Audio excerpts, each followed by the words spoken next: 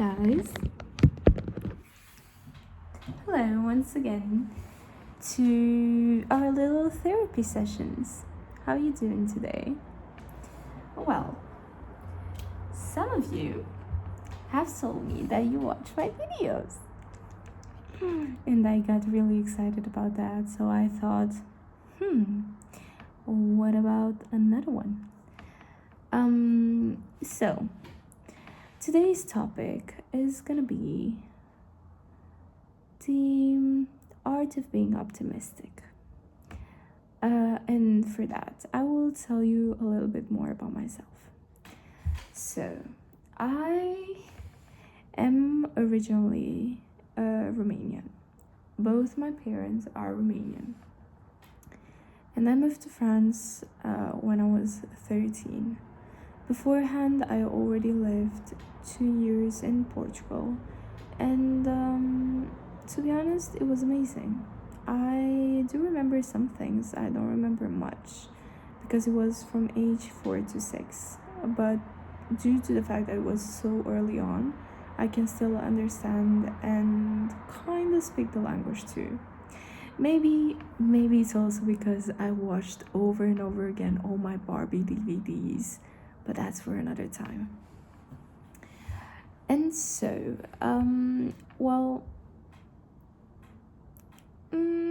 how could I put it? I do not think I have been an optimist for all my life, but what is a fact is that I have been a very quiet kid. And actually, no, let me rephrase that. I was a volcano when I was young, but due to the fact of moving to Romania back with my grandparents, turns out maybe that affected me on quite a very deep level because I became really introverted, from the most extroverted kid to the most introverted one.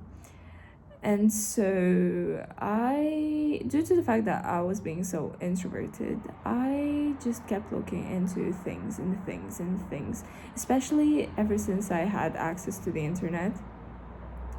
I do remember I loved going to the library so much, and I loved reading all day long after I got home and after I did my homework, of course.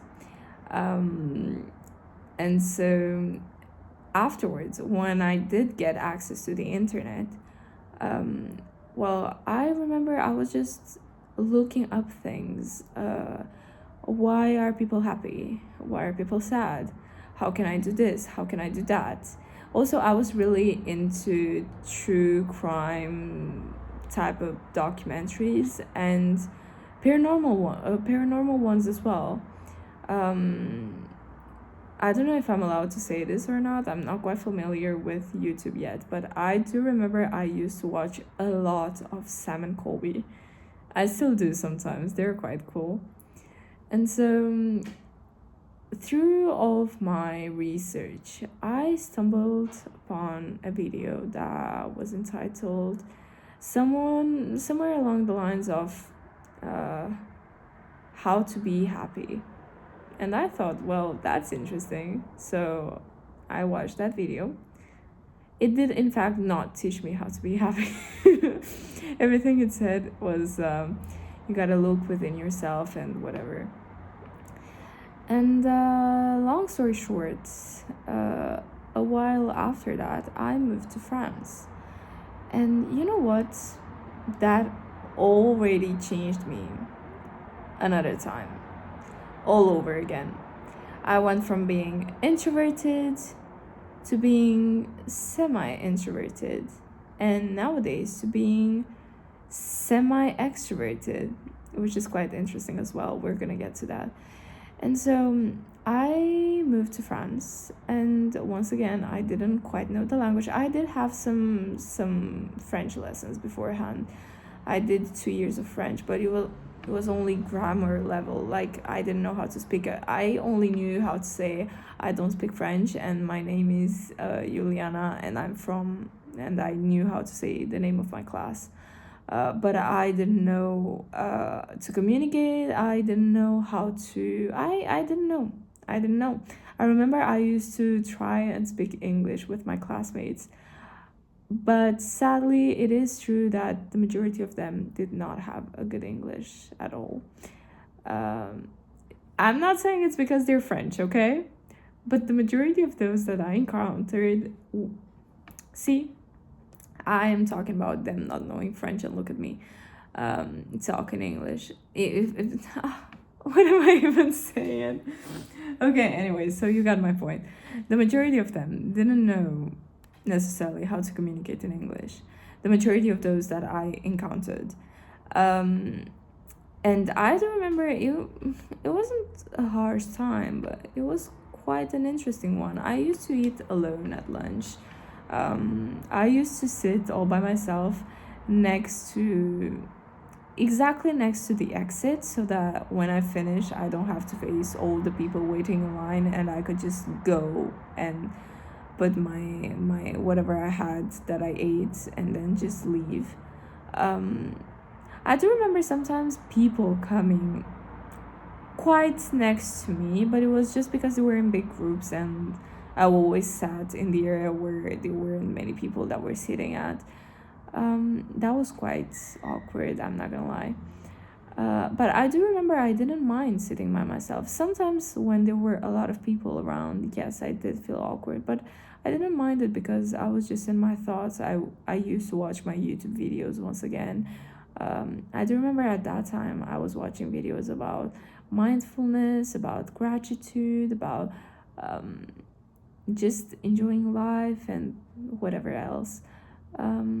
And so I actually quite enjoyed my time being alone. And then someone came up to me, a girl from my class, and she was like, "Hey, I saw that you're here sitting by yourself. Do you want to sit with us?" And before that specific day, I did already have people asking me in quite a bizarre English accent if I wanted to sit with them. And I did already sit with 2 or 3 groups of people, different ones.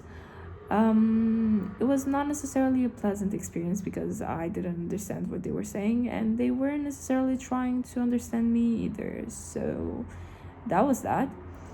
But this time I was like, okay, I'm gonna give it another try. And so I got up, I went to that table. It was actually 2 tables, there were like 9 people there. I felt a little bit overwhelmed at first, but they accepted me so quickly, and they were so nice so quickly. It just felt like a second family.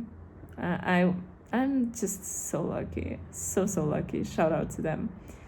And yeah, that's pretty much when I started being an optimist. I do remember at many occasions my friends telling me that they've never seen me sad or angry or I don't know, frustrated or whatever negative feeling there is out there. They told me that they have always seen me with a smile on my face. And that did kind of pressure me into always being, happy. Sometimes it did feel like a burden because I do have days where I do not feel necessarily okay. But that also made me realize that, yes, that is true. I do love being happy.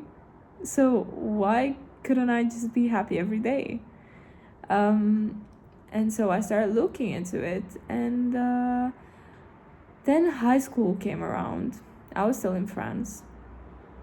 High school came around, and I was already pretty big on mindfulness and gratitude, and that's around the time where I started to keep an affirmations diary. And even now I have it. Every once in a while, or maybe every day, depends on the time that I have, I do some affirmations writing, and it helps me so much. And that's also around the time where I started doing a meditation, and meditation was a game changer. Meditation, let me tell you, oh, my computers.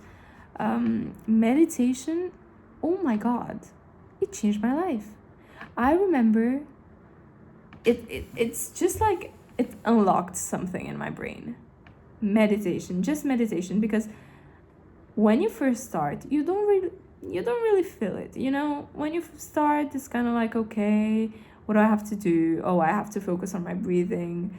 And then you find yourself unconsciously thinking about other things, and then the voice, because I had guided meditations.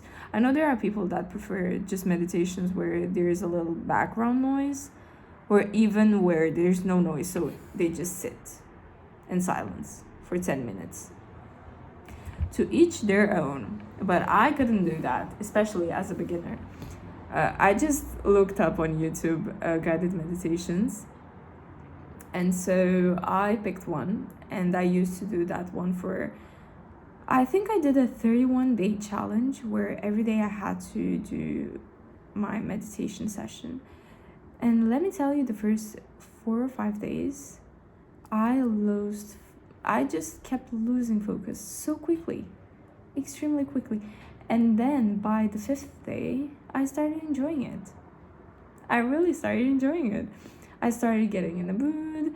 I prepared a little couch, a specific couch, or a specific place on the ground where I would put, I don't know, a little pillow or a little whatever I had, a little blanket, and I would sit there in my specific place for my meditation session, and I would enjoy it actually. And it got to a point where I went back to see my family in my home country, and I was doing my meditation session, and one of my cousins saw me, and she was like, "What you doing?" I was like, "I'm doing my meditation session. Please just keep quiet for 10 minutes." And of course, she didn't keep quiet for 10 minutes. So after I started and I put myself in the position of, meditating, she's like, "What you doing?" And I was like, "I'm meditating. I just told you." And 2 minutes afterwards, she was like, "You've been sitting there for ages. Can't you just come to bed?" I was like, "Please shut up." And I do remember I just feeling so frustrated for not having those 10 minutes for myself and to focus on my thoughts and on my breathing. And that's when I realized I actually needed meditation. I needed those 10 minutes. I needed those 10 minutes in a day to focus on myself, like purely on what I felt and what I thought. And meditation actually helps a lot with focusing. A lot. Focusing on things, on basic things, or focusing on studying as well, because I'm pretty big on studying. And there's this specific time where, once again, I was with my family back home in my home country, and I was doing the dishes, and I started focusing on my breathing unconsciously, because I got to the point where it became normal. I started focusing on my breathing, and I started doing the dishes, and there was this background noise of my TV that was on. I'm getting sick. And I do remember focusing just, on my breathing, on washing the dishes, and on this background noise. I just kind of I focused on it firstly, and then I made it disappear. And at some point I remember I was washing the dishes, and then I felt someone kind of like doing this to me, and I turned around.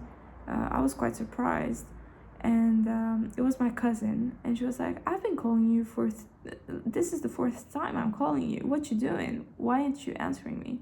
I was like, I'm sorry, where were you?" She was like, "Right behind you. You're washing the dishes. What you thinking about?" And I was like, "Actually, I'm not thinking about anything." "Then why didn't you hear me?" "Well, I don't know. I truly do not know." Like, my brain just blocked out every background noise, and I was just focusing on whatever I was doing. And people afterwards have constantly told me that when I'm focusing on something, I was focusing on that thing. And yeah, that's pretty much like the biggest game changer, meditation.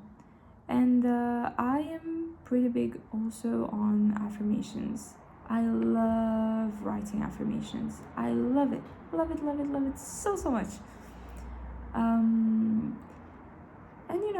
of course, last but not least, I did become quite optimistic as well and had a really good outlook on life because I surrounded myself with the good people, the good persons.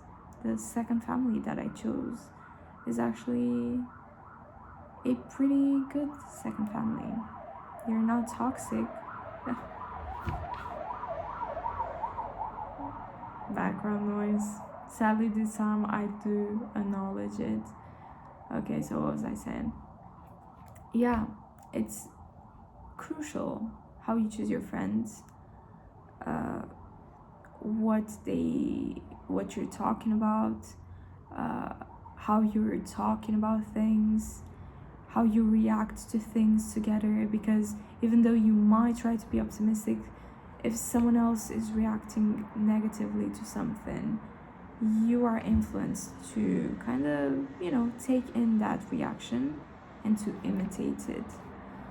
So I am so grateful for the friends that I have. I'm so grateful for these people.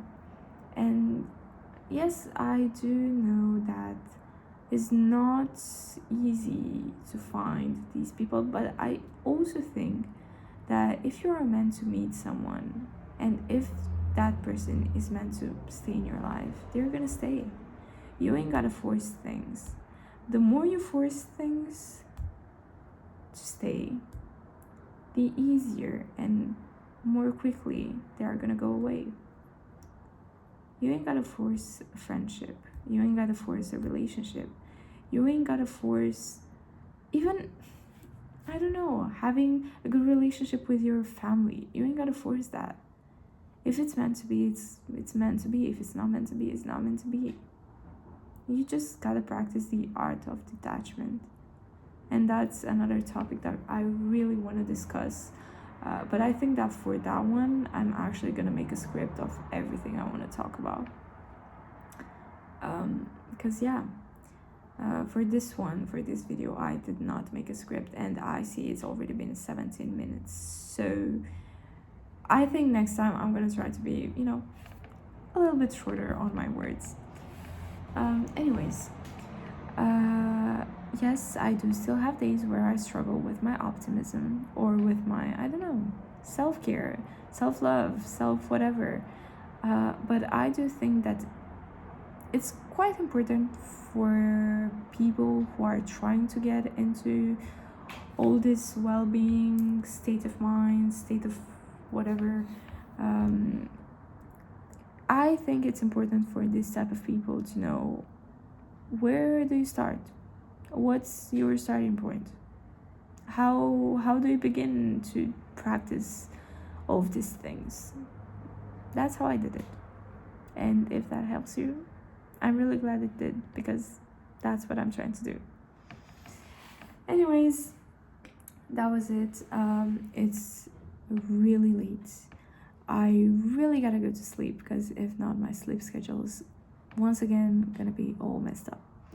So I'm gonna tell you good night, sweet dreams, and until next time, take care.